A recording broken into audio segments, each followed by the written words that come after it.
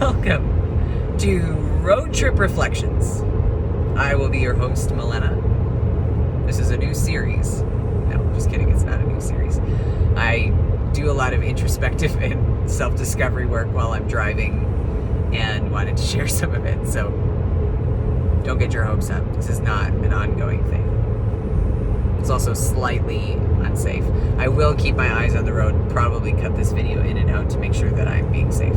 So I'm still present with you, and I'm just going to keep my eyes more so directed on the road rather than on the camera. Anyway, it's been a while since I've done a video. It's been a while since I've done a live, and so I was busy making myself wrong for this not being a live video, and then I realized it's okay. It doesn't matter. What matters is the words that I share and the importance that they have, and that they cause something in you, a light, a spark, to look within or to empower you to make a choice, to make a change, or to just reflect on your next road trip.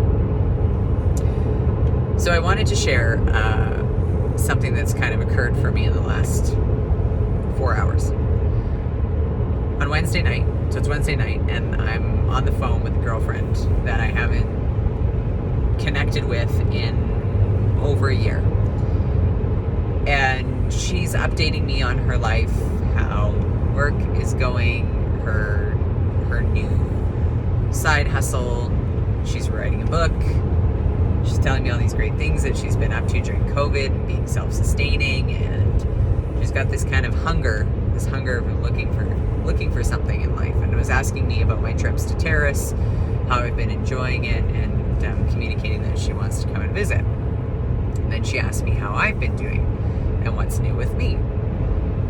And my brain goes over, and in a year a lot has occurred. You know, I've ended a relationship, a romantic relationship. I've moved, and then moved again. Yep, you got that. It's a lot of moving.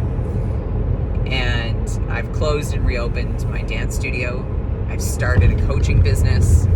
I've started developing programs within the coaching business and successfully run a really incredible program. Got certified in Reiki and started to tap into my healing powers, and just decided that I'm going to be moving to the north in the next half a year. And what you don't know is that this friend of mine, when her and I were talking a year ago, we were going to church. I sought her out because I was really looking for a powerful force in my life. I was looking for answers. I was looking for faith, really, that life was going to get better, that this wasn't just the way that it is, and I wanted to tap into this higher power, this God Almighty, and learn more about Him to really, I guess I was doing it because, if I believe in something, then something good's going to happen for me. It was kind of like, okay, if I pray, all my prayers are going to come true. All my wishes are going to come true. If I'm a good Christian girl, God's going to be like, you get a car, you get a car, you get a car. He's going to become Oprah all of a sudden. Anyway. And besides the point, what I realized is that, I was searching for this purpose a year ago.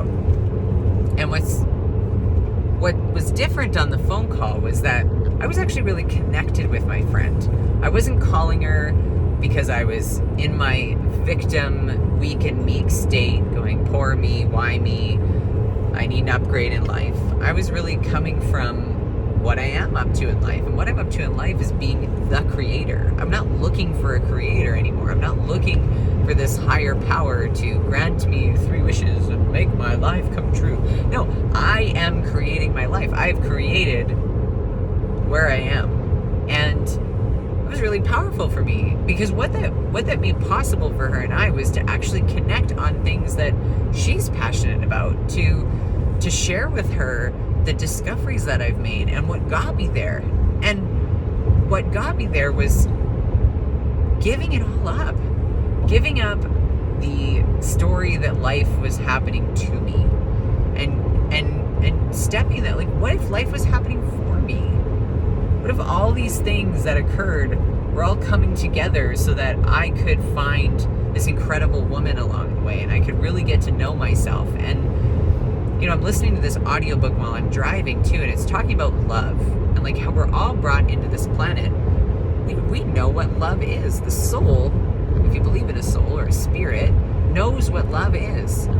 And we go through these struggles and challenges in life that make us believe that we're not loved, so that we can really reconnect with love, what love actually is. So along the way in the last year, I've reconnected with love. I've reconnected with self, whatever self is. I've reconnected with purpose. And I'm no longer searching out there for the answer. I'm also not searching in here for the answer. I'm searching in the interconnectedness of us all, because I exist in the conversation with my friend. I am successful in the conversation with my friend. Because if I listen to the little gargoyle and the voice inside my head all the time, believe me, I'm a failure. You might be too. That brain of yours is not very nice. And when I was sharing with her, I got that I am the cause of the matter in my own life. I am powerful. I am the creator. I am strength. I am courage. I am bravery. I am limitless. I'm unstoppable.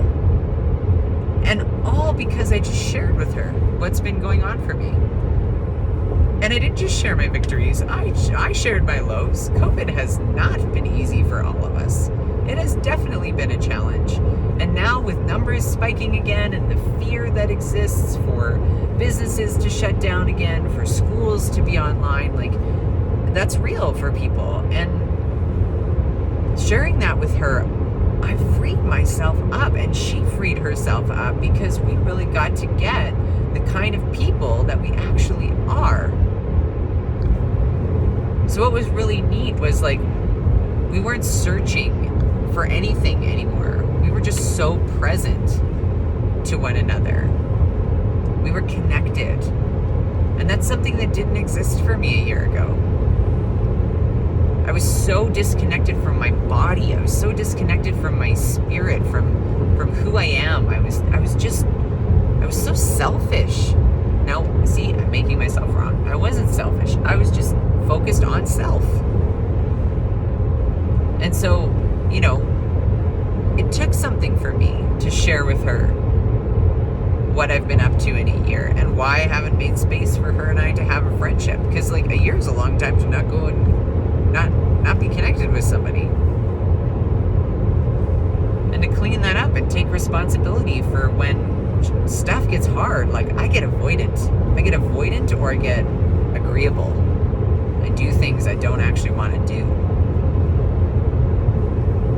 So there was so much transformation in just that phone call. To choose to do that phone call, let alone, have the conversation itself, was very powerful for me. Very profound. I realized that, I started to pray. And I didn't pray because I had to. Because God told me to. First of all, I'm saying that G word. It always gets me in trouble, but that's okay. I don't believe in God. I don't believe in that. And not that I don't believe it, but it's just, it doesn't resonate with me. I pray to myself, because what is prayer? Prayer is not religious. Prayer is a message. If we still had carrier pigeons, we would use those, and those would be prayers. Like, prayer is you closing your eyes and talking to whomever, and not just out of salvation, but out of liberation. Salvation being help me, pleading, give me this, I need that, coming from a space of lack.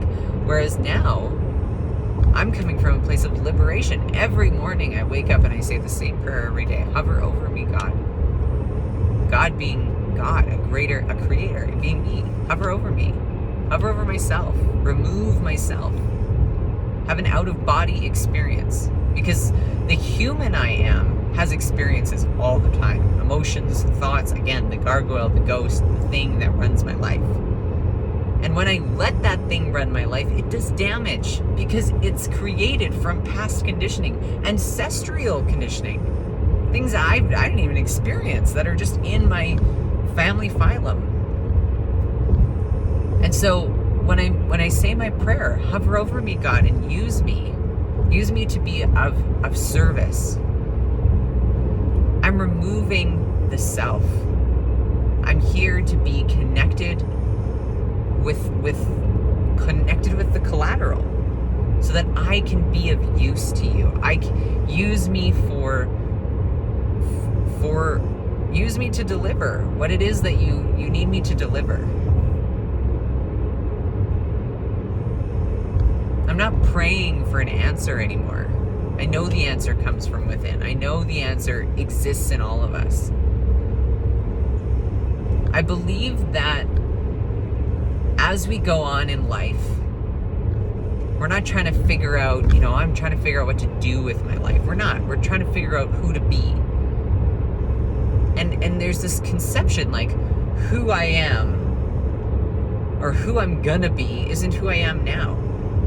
But the beautiful thing about life is all we're doing is rediscovering who we've always been, who we came into this planet as, completely whole and complete. As children, we are whole and complete. Oh my God, look at that baby. She's so cute. She's self-expressed. She's free. She's so fun. And then by 10 years old, like Glennon Doyle says in her book, Untamed, we get molded. We get molded to fit into society. You can't do this, you can't do that, and the magic disappears. And then we start doing things in life because we should, and it's good for us, and we stop listening to the gift that already exists in us. The gift that we were born with. We go to school to get an education because we should, because then it gives us a career. You don't want a career. You want to refine your gift in life. You want to rediscover who you already are. That's why they say, do what you love. Do what you love. I'm doing what I love every single day by being of service, however that shows up. Filming these videos, running a dance studio, leading people, empowering women, sharing my story. That is my purpose. And I didn't have to go finding it out there. All I had to do was stop and slow down and get to know, redefine, and rediscover who I've always been. And it takes an effort. I was coaching one of my awesome clients this morning. And I said, what do you do first thing in the morning? Oh, I go on my phone. Yeah, but what is your phone there for? Your phone is there for other people. You're checking in on other people's lives. You're scrolling through. You're commenting for someone else. Why don't you take that first window of opportunity and get to know your dreams? Not just the dreams and the visions you have for your life, but your actual dreams. Like you're sleeping, write down what came to you. Well, I don't remember my dreams. You do. You just haven't trained your brain to sustain it long enough to get it on a piece of paper. It's gone. And then figure out what's happening for you first thing in the morning. How are you going to show up in the world? Are you going to show up 100%, or are you already tired and defeated and not paying attention to what your body and your brain and your emotional state need? Your presence is a present to the world. So give it 100%. Figure out what it is that would just light you up first thing in the morning. And that's where purpose lives. Because you have a purpose of being present. You have a purpose of presence. You're not just doing the rest of your day. What is going to make a difference for you? When you wake up first thing in the morning, I always ask myself that. What is going to make a difference for me today? It's not like I'm going to eat 6 footlongs from Subway. No, it's like love or patience or slow down or water or friendship or asking for a hug. An extra hour of sleep. Most of the time, it's not a physical thing that I do need. Most of the time, it's like support or comfort or love or patience. And when I'm in tune with myself, I'm able to show up in the world entirely full and complete. And then my gift screams louder than ever before. Because I have nothing standing in my way. I am not standing in my way, blocking what I'm here to do. And we're all here. I believe we're all here for the same collective. For the same, not collective, for the same reason. To be of service. They say that, oh, your time is up. You were put here on this planet to do something. If you believe in that. You're put here on this planet to make an impact. Whether it be on 1 or 1 million people's lives. Even if it's by giving someone a hug tomorrow. That's why you were on this planet, because you were going to make a difference in someone else's life. It has nothing to do with you.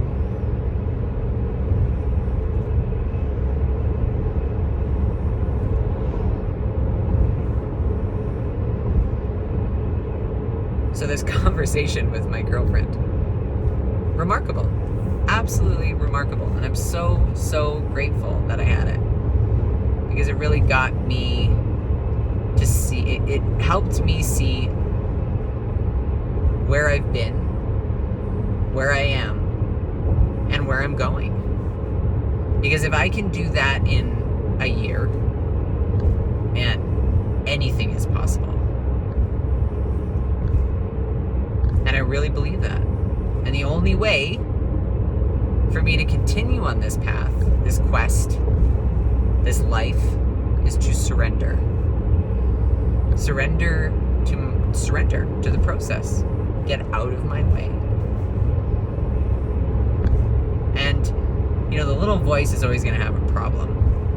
There's always going to be problems. There's always going to be challenges. There's always going to be struggles. And you're always going to have an opinion and expectations and assumptions and all that. And again, it's just being aware of it, not letting it run you. Be the cause of your life. Be the purpose, not the effect. Don't deal with anything. Heal with everything. Heal everything. You're bothered by something, go back and look. You have an illness, an ailment, go back and look. Where did it start? What does it mean? Where did I get in my own way? And the problem and the solution doesn't exist in the physical world. What does it feel deeper, think higher?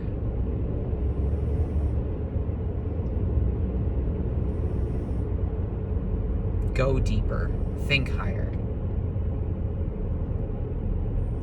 I don't mean like, what's up there in the sky? Like, think higher, like higher power. Think bigger.